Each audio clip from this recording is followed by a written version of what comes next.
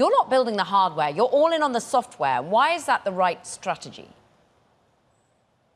Thank you for having me. Yes, it is a very unique strategy, surprisingly, given that software is such a force in every other industry. But what we're building is a common operating system. You can think of it as the Windows or Android of drones, along with the App Store for it. And right now, the most urgent need for our technology is on the battlefield in Ukraine. We're delivering tens of thousands of strike kits, which is software pre-installed on a small computer, to improve the combat effectiveness of Ukrainian forces. And we are already supplying US forces, NATO forces.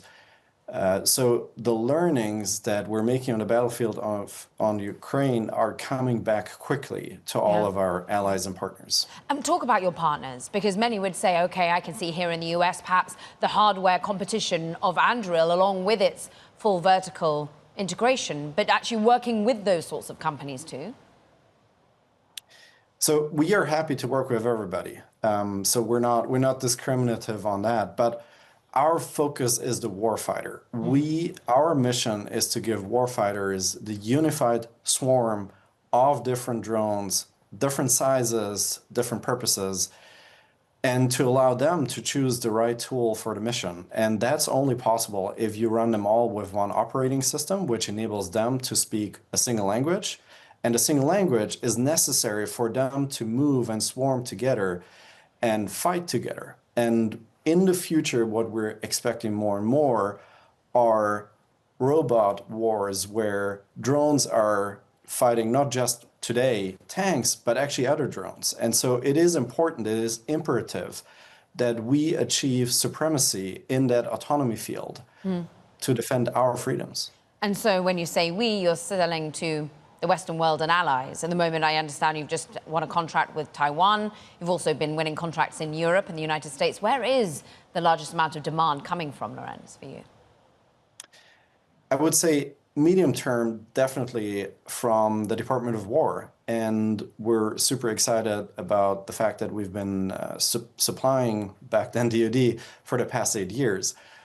But short term, definitely on the battlefield in Ukraine, because with the additional AI on board, these drones are a lot easier to operate and more precise. And so we're helping Ukrainian units to be a lot more effective in combat with the same amount of drones. This money, $130 million, what does that help you do then, Lorenz? Is it about being able to negotiate and navigate big government entities? Is it more about scaling and bringing in demand, making acquisitions?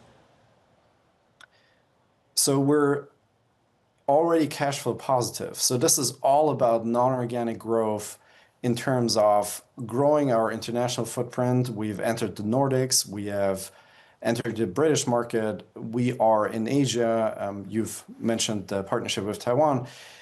And we're expanding our product line. So a year ago, we did the operating system for individual drones with terminal guidance. Recently, we announced as the first software company in our space, swarming at a very large number of drones. And so we are expanding our product portfolio continuously. And because we are software-centric, that is as simple as a software update, as an app install. And then the money. You've, of course, got Bessemer leading the Series B. But where has the interest been coming from a venture capital perspective? You're based out in Europe. You were born in Switzerland. But has it been US investors knocking on your door? Where do you think the pools of capital are for you? Well, we actually plan to fundraise later in the year. So Bessemer preempted the round, which shows how excited they are about what we're building. The technology has a lot of, I would say, European heritage. We have fantastic developers, but where we're pushing forward is the American market, which is the largest market.